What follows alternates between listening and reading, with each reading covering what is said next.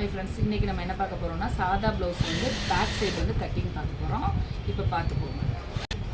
இப்போ நம்ம ஃபஸ்ட்டு என்ன பண்ணணும் அப்படின்னா, கீழே வந்து நம்ம தைக்கிற அளவுக்கு வந்து நம்ம ஒரு 1.5 இன்ச்சுக்கு வந்து ஒரு நேர்கோடு போட்டுக்கோங்க. ஸ்கேல் வச்சு போடணுன்னா ஸ்கேல் வச்சு போட்டுக்கோங்க. அப்படி போட்டுட்டு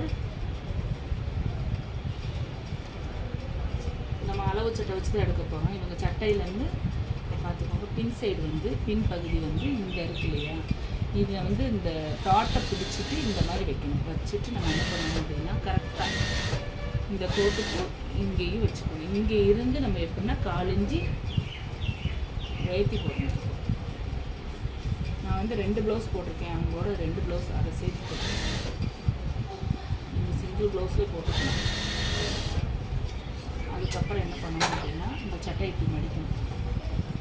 மடிச்சுக்கணும், சமமாக மடித்து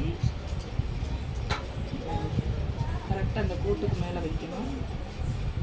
அதே மாதிரி கழுத்து பகுதியும் வந்து இழுக்கக்கூடாது, ஒன்று செய்யக்கூடாது. கரெக்டாக வந்து வைக்கணும். வச்சு முடிச்சோம்னா இருக்கணும். 4 இன்ச்சு அப்படியே தள்ளி டாட் வரைஞ்சிக்கணும். ஷோல்ட்ரு அதேமாதிரி 4 இன்ச்சு தள்ளி வரைஞ்சிக்கணும். அதே இந்த சைடு உயரம் பார்த்திங்கன்னா இதுலேருந்து இந்த தையல்லேருந்து 4 இன்ச்சு மேலே வைத்து வச்சுக்கணும். அதே ஒரு கோடு போட்டுக்கோங்க. இப்போ சட்டையை நம்ம விரித்து போட்டு வச்சுக்கணும். பின்பகுதியை இப்படி வந்து சமமாக விரித்து வச்சுக்கணும். சட்டையை ஷோல்டரை இழுக்கக்கூடாது, காம்கோடு எதுவுமே இழுக்கக்கூடாது. இழுக்காமல் வச்சுட்டு நம்ம வந்து ஃபஸ்ட்டு ஆம்கோல் எவ்வளோ இருக்குதுன்னு பார்க்கணும். கரெக்டான ஒரு இதில் வச்சு இங்கே எவ்வளோ இருக்குன்னு பார்க்கணும். அதேமாதிரி ஷோல்டர்லேயும் அதேமாதிரி பார்க்கணும். 4 இன்ச்சு இங்கிட்டு விட்டுக்கணும், 4 இன்ச்சு இங்கிட்டு விட்டுக்கணும். இப்போ வந்து நமக்கு 22 இருந்துச்சு.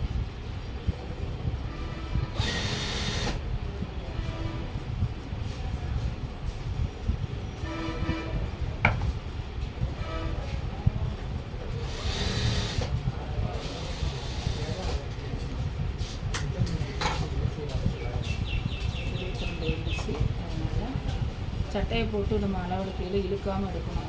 அந்த சட்டையோட அளவு வந்து 1/2 இன்ச்சு கம்மியாக இருக்குது. நம்ம சட்டையை விரித்து பார்க்கல நமக்கு 22 இருந்துச்சு. அதனால் நம்ம 11 இன்ச்சு இங்கே வச்சுருக்கோம். 11 இன்ச்சு இங்கே வச்ச பிறகு ஒரு 1.5 இன்ச்சு நம்ம எக்ஸ்ட்ரா இங்கே வச்சுக்கோம். அதேமாதிரி கழுத்துக்கு வந்து 14 இன்ச்சு தான் இருந்தது.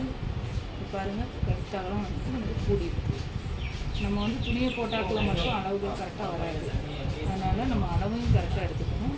இப்போ இங்கே 4 இன்ச்சு இது பண்ணால் இங்கேயும் 4 இன்ச்சு கழுத்து வந்து கம்மியாக. இந்த வளைவு வந்து இன்னைக்கு கோடையில் என்ன பண்ணணும் அப்படின்னா, ஆம்கோல் இருக்கு இல்லையா, ஆம்கோலோட பின்பகுதி இந்த பகுதி எடுத்து 4 இன்ச்சு கீழே இறக்கி 4 இன்ச்சு கரெக்டாக வைக்கணும். வச்சிங்கன்னா இந்த கோடு கரெக்டாக வரும்.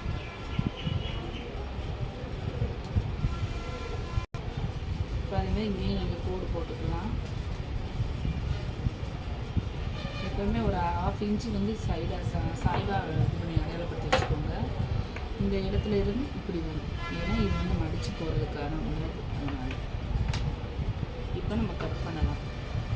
எப்போவுமே வெட்டையில் நம்ம வந்து துணியை தூக்கி பிடிச்சி வெட்டாமல் அமைக்கி பிடிச்சி கரெக்டாக வந்து அந்த பொசிஷனில் வெட்டணும்.